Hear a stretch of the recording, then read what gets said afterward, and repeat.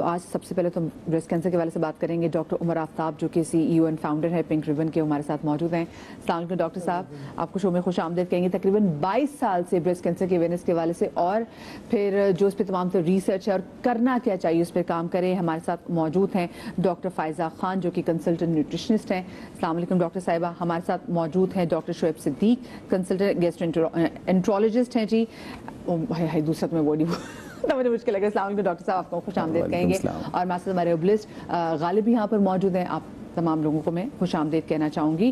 اور ڈاکٹر صاحب, جو ہمارے ویسے پاکستان میں سچویشن ہے, مجھے لگتا ہے کہ ایک مہینے کو منسلک کر دینا, ایسوسیٹ کر دینا اس اویئرنیس سے, یہ بڑی زیادتی کی بات ہے. کیونکہ میں اپنے بچپن سے, میں اپنے کالج سے میں نے شوز شروع کیے, آپ کے ساتھ بھی ہم نے شوز کیے, اور آج بھی ہم اس پہ شو کریں, اور ابھی بھی ڈاکٹر صاحب وہی چند سوالات جن کے جواب آج بھی لوگوں کو پتہ نہیں, ہم کب سے پوچھ رہے ہیں. لیکن it's very unfortunate. اگر میں اپنی جرنی 22 سال کی دیکھوں تو پہلے تو 10 سال یہ تھا جی کہ ہم کسی لیول پہ اس ایشو پہ بات ہی نہیں کر سکتے تھے, کیونکہ انفارچونیٹلی بریسٹ کا ورڈ اور ویمن سیکشولیٹی اور وہ جو ہماری سوسائٹی کے جو ٹیبوز ہیں ان کو لے کے ہم کسی ایشو پہ, اس ایشو کو لے کے کہیں بات ہی نہیں کر پاتے تھے. پھر آہستہ آہستہ بات کرنی شروع کی.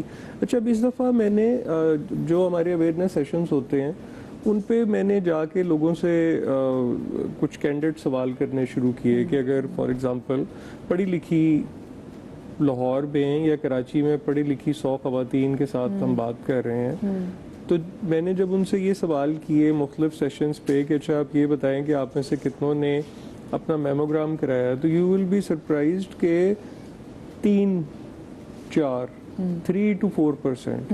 اچھا, وہ آئی تھنک ابھی بھی شاید لوگ, مطلب ٹھیک ہے یہ اب جنرلی یہ ہے کہ لوگوں کو پنک ریبن کا پتہ ہے, لوگوں کو یہ پتہ ہے پنک ریبن بریسٹ کینسر پہ کام کرتا ہے, لیکن یہ کہ ان کو خود کتنا رسک ہے, مطلب ہم جیسے وہ جس کو کہتے ہیں نا کہ کبوتر کی طرح آنکھیں بند کر کے کہ جی نہیں یہ تو, یعنی کہ ہم ڈینائل میں, ورنہ کبھی لگتا ہے کہ ہم شاید اتنے لیزی ہو چکے ہیں کہ ہمارے پاس ٹائم نہیں ہے. اچھا, پھر ایک اور جو بڑا ہی ایک ڈسٹربنگ انالیسز ہے وہ یہ ہے کہ ہمیں یہ لگتا تھا کہ پڑھے لکھے لوگوں سے جب ہم انٹریکٹ کرتے ہیں تو ان میں چینج جلدی آنی چاہیے. ٹو مائی سرپرائز پڑھے لکھے لوگوں میں جو چینج ہے وہ اور زیادہ سلو ہے, کیونکہ اس کی وجہ یہ ہے You have to convince them. No, and the otherwise they are so much into social pressures کہ جی وہ یہ بات دیکھیں, ایک بیماری ہے خدا نخواستہ, اور ایک ایسی بیماری ہے جو لیتھل ہے, جس کو جتنا لیٹ کریں گے وہ آپ کی جان لے لے گی, اور آپ صرف اس کو اس لیے ڈیلے کرتے رہیں گے نہیں کسی کو پتہ نہ لگ جائے. تو یہ بیماری ہے, آپ کو جس طرح کسی بھی انسان کو جسم کے کسی بھی حصے میں کوئی بیماری ہو سکتی ہے, بریسٹ کینسر بھی ایک بیماری ہے. یہ کوئی خدا نہ خواستہ ہے, یہ کوئی آپ نے کچھ, آپ کی غلطی نہیں ہے کہ آپ کو بریسٹ کینسر ہو گیا, آپ نے کوئی ایسی چیز نہیں کی جس سے آپ کو بریسٹ کینسر ہو گیا, لیکن یہ کہ اور نہ کوئی اللہ کا عذاب ہے آپ پہ. جیسے ہم نے کووڈ میں بھی دیکھا تھا, لوگ کہتے ہیں نہیں جی ہمارے تو بہت نیک ہے, ان کو تو کووڈ کیسے ہو سکتا ہے, وہ تو. اور دوسری بات, اب ڈاکٹر صاحب ٹو مائی ہارر میں پڑھ بھی رہی تھی, اب تو ینگ لڑکیوں میں بھی, پہلے کہتے تھے 40 کے بعد چانسز ہیں, 30 سال میں لڑکیوں کو. بڑی الارمنگ بات ہے وہ یہ ہے کہ دنیا میں جو بریسٹ کینسر کی جو ایوریج ایج ہے وہ 55 سال ہے. پاکستان میں بریسٹ کینسر کی جو ایوریج ایج ہے وہ 35 سال ہے. بٹ ہیونگ سیڈ دس, اب ہم کالجز یونیورسٹیز میں جاتے ہیں تو 16, 18, 19 ایئرس کی ایج میں لڑکیوں کو بریسٹ کینسر ہو رہا ہے, کہ جو کہ again it's very alarming. Doctor صاحب پھر ہم ایسا کیا کر رہے ہیں کہ ہم اتنے خوفناک طریقے سے, تمہارے نمبرز بھی بڑھ رہے ہیں اور ہماری چھوٹی ایج میں بھی آ رہا ہے بریسٹ کینسر. دیکھیں ہمارے ساتھ نیوٹریشنسٹ بھی ہیں, لیکن ابھی تک جیسے فار ایگزامپل ہے کہ انڈیا میں ایک اسٹڈی ہوئی, کیونکہ انڈیا میں لنڈن میں انہوں نے, کیونکہ وہاں پہ انڈین اور پاکستانی کافی ڈائسپورا ہے, تو انہوں نے کمپیئر کیا انڈین اور پاکستانی خواتین کو کہ کیا وجہ ہے کہ پاکستانی خواتین میں بریسٹ کینسر زیادہ ہے اور انڈیا میں کم. یعنی جیسے رسک جو پاکستان میں 1 in 9 ہے, انڈیا میں جو رسک ہے 1 in 22 ہے, یعنی کہ 3 گنا کا فرق ہے. تو مسالے بھی, کیونکہ اگر مسالوں میں بھی قصوروار ان کو ٹھہرائیں تو مسالے ان کے ہم سے زیادہ بلکہ اسٹرانگ ہے بہت. تو انہوں نے یہ بہرحال کنکلوڈ کیا کہ جو ہماری ایٹنگ ہیبٹس ہیں وہ مطلب دیکھیں جیسے انڈین جو ہیں وہ مور ویجیٹیرین ہیں اور ان کی جو فوڈ جو ہے. اچھا, پاکستان, پھر ایک تو یہ بات ہوگی. دوسرا یہ ہے کہ دیکھیں FDA نے امریکہ میں بہت سارے ایسے انگریڈینٹس جو فوڈ میں یوز ہوتے ہیں ان کو ریسرچ کے بعد بین کر دیا جو کینسرس ہیں.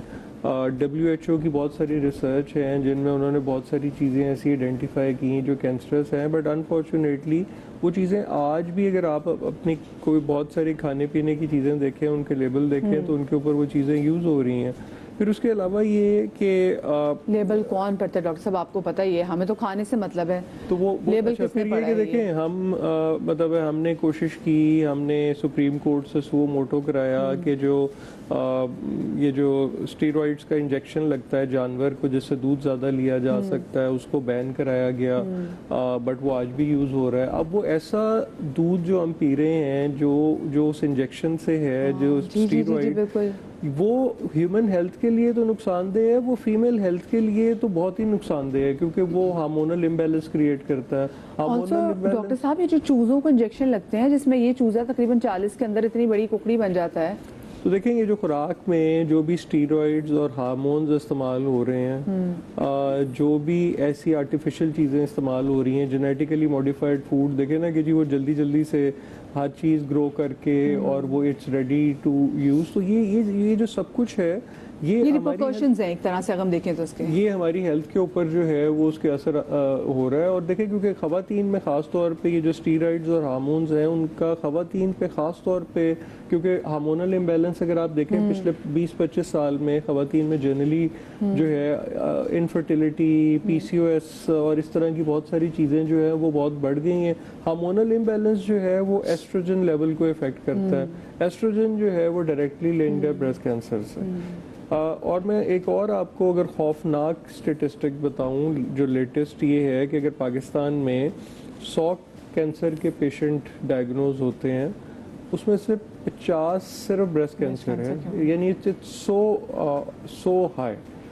So rather than going ahead with all of this کہ جی اس میں کسی طرح کی کوئی کمی آ سکے, on the other hand ہم یہ دیکھ رہے ہیں کہ جو ہے وہ بڑھتا جا رہا ہے. اور پھر دیکھیں جو لائف سٹائل ہے نا, لائف سٹائل بھی پک اینڈ چوز نہیں ہے کہ کچھ لوگ کہتے ہیں کہ نہیں جی میں تو کھاتا ایسے ہوں, بٹ مطلب یہ اٹس اے کمپلیٹ تھنگ. آپ رات کو 2 بجے تک جاگتے رہتے ہیں تو آپ کی سلیپ, آپ کی فزیکل ایکٹیویٹی, آپ کی مینٹل ہیلتھ.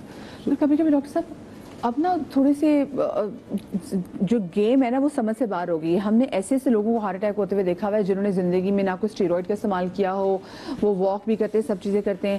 پھر میں نے ایسے خواتین کو بریسٹ کینسر ہوتے ہوئے دیکھا ہے جنہوں نے زندگی میں نہ کبھی پلاسٹک کے برتنوں میں کھانا کھایا ہو, وہ فریش کھانا بھی کھاتی ہیں, وہ دن میں جو پکایا اسی دن کھانے پہ یقین رکھتی ہیں, وہ فریج والی تو کوئی چیز کھاتی بھی نہیں ہے, جم بھی کرتی ہیں, بٹ اسٹل یہ چیزیں بڑھتی جا رہی. تو کیا کوئی ابھی تک ریسرچ میں کوئی ایسی چیز سامنے آئی ہے کہ ایسی کیا چیز ہے, تو اندر جینیٹکلی ایسی پرابلم آ رہی ہے کہ آپ کے اندر کوئی پرانے رسک فیکٹرز ہیں؟ اگر ہم بات کریں کہ جیسے بریسٹ فیڈنگ ہے اس سے رسک فیکٹر کوئی تقریباً 5 to 7% کم ہو جاتا ہے. اچھا جینیٹک جو ہے کہ اگر آپ کی فیملی ہسٹری ہے, اور فیملی ہسٹری میں بھی خاص طور پہ کہ اگر آپ کی والدہ, خالہ, پھپھو, دادی, نانی, یہ یعنی کہ جو بالکل آپ کے فرسٹ بلڈ ریلیشن ہے, اگر ان میں ہو تو اس سے تقریباً کوئی آلموسٹ 10% رسک جو ہے وہ بڑھ جاتا ہے. لیکن اس کے لیے ڈاکٹر صاحب کووڈ کے بعد آپ نے دیکھا کچھ ٹریگر بھی ہوئے ہیں.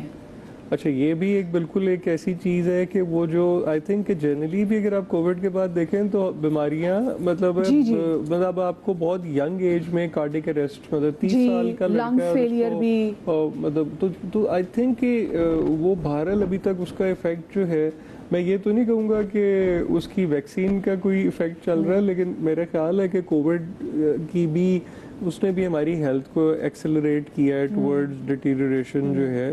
اچھا یہ جو جینیٹک ہے اب اس میں بھی جو ہے وہ BRCA1 مطلب 6 جینز کی ٹیسٹنگ اب پاکستان میں ہو رہی ہے. مطلب وہ اگر آپ وہ کروا لیں خاص طور پہ BRCA1 BRCA2 تو اس سے آپ کو یہ پتہ لگ جائے گا کہ آپ کے جو رسک ہے وہ خدا نخواستہ ٹرانسفر نہیں. دیکھیں جو ایک طرف تو یہ کہ اور یہ مجھے بتائیں جو BRCA1 BRCA2 ہے یہ must be expensive test. Not really, अब तो पहले तो ये मतलब बहुत सारी लैब्स इसको बाहर सिंगापुर से कराती थी, जी जी। अब तो बल्कि अभी पिंक रिबन ने पंजाब यूनिवर्सिटी का सेंटर फॉर मॉलिक्यूलर बायोलॉजी के साथ हमने ये शुरू किया है, एंड इट्स वेरी मतलब इट्स वेरी नॉमिनल, बल्कि हम तो जो नॉन अफोर्डिंग पेशेंट है उनके लिए फ्री टेस्ट भी कर रहे हैं। डॉक्टर साहब मुझे बताएं, मैंने बहुत सारे ब्रेस्ट कैंसर के केसेस में ऐसा देखा कि ठीक है आपका एक एनुअल चेकअप तो होता ही है, लेकिन उसके बाद ब्रेस्ट कैंसर से तो चलो क्योर मिल जाता है, लेकिन उसके बाद वो कैंसर ट्रैवल करके मैं देखती हूँ लोगों की लिवर को अफेक्ट कर रहा है, लोगों की वो स्पाइन में चला गया है, ये कितने चांसेस होते हैं? देखिए ये अगेन क्योंकि स्टेजेस हैं, अगर तो इसको फर्स्ट स्टेज पे डिटेक्ट कर लिया है फिर तो देखें जो ट्रीटमेंट है it's very simple, less painful and less expensive, और उसके जो रिpercussion है वो कम है। बट मतलब अभी भी अनफॉर्चुनेटली हम ये देखते हैं कि ज़्यादातर जो पेशेंट्स हैं वो थर्ड स्टेज पे आती हैं।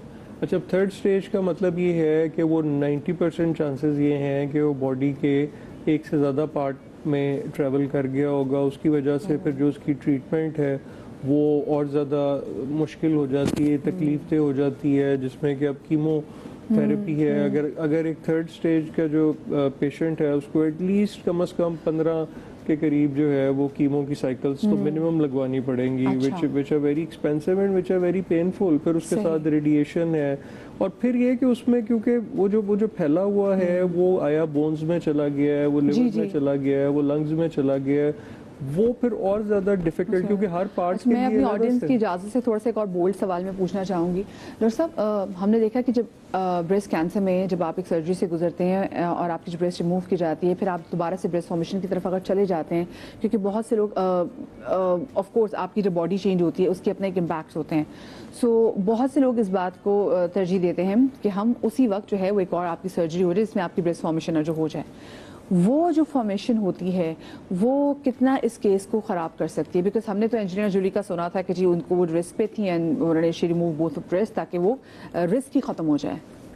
अच्छा, वो जो एंजेलिना की वजह से ये BRCA1 BRCA2 पॉपुलर हुआ क्योंकि उसको रिस्क जो था वो बहुत हाई था, तो उसने तो कहा कि जी इसको रिमूव ही। अब इस पे भी बहुत सारी साइंटिफिक इस वक्त डिस्कशन है कि आया ये ठीक है, ये गलत है।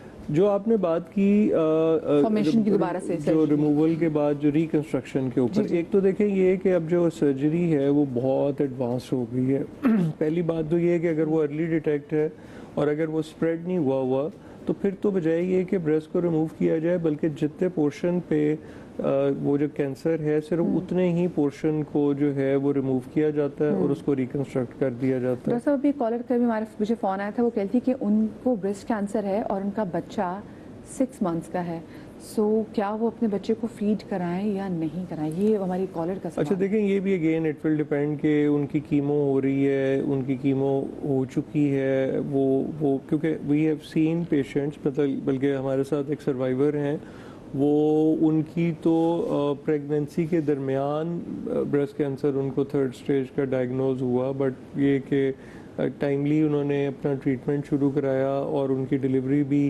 ठीक हुई, और उनके बल्कि उसके बाद भी उनकी डिलीवरी हुई। तो देखें ये तो थोड़ा सा ना, ये तो स्पेसिफिक है कि अगर इस वक्त उनकी कीमो हो रही है तो फिर शायद ब्रेस्ट फीड कराना जो है वो तो थोड़ा उनको डॉक्टर से पूछना पड़ेगा। अच्छा, जो ये जो रिकंस्ट्रक्शन की बात है उसमें भी पहले तो बहुत सारे आर्टिफिशियल तरीके यूज होते थे। जी। इस वक्त जो लेटेस्ट रिकंस्ट्रक्शन है वो ये है कि वो आपके बॉडी का फैट लेके और उसको बिल्कुल नेचुरल तरीके से जो है वो रिकंस्ट्रक्ट, यानी कि आप ये समझें कि ऑलमोस्ट कोई 80% वो नेचुरल तरीके से ही उसको रिकंस्ट्रक्ट जो है वो कर दिया जाता है।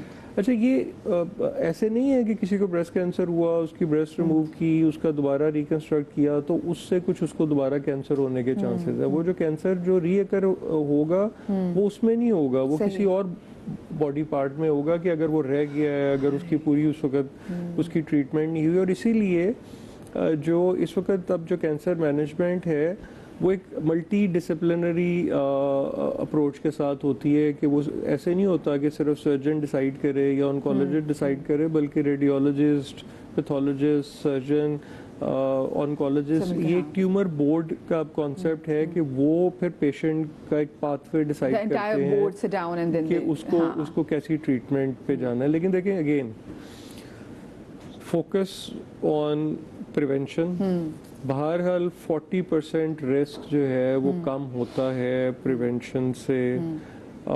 फिर अर्ली डिटेक्शन, अगर खुदा ना खास्ता प्रिवेंशन के बाद भी हो गया तो अर्ली डिटेक्शन के ऊपर वही बात है डॉक्टर साहब, जैसे एम्फसाइज करें प्रिवेंशन पे आपका फोकस होना चाहिए। मुझे ब्रेक लेनी है, ब्रेक के बाद फिर जो डाइट है और उसके बाद जो लिवर के जो आजकल इतने हम बीमारियां देख रहे हैं उस पर बात भी करेंगे। So don't go anywhere.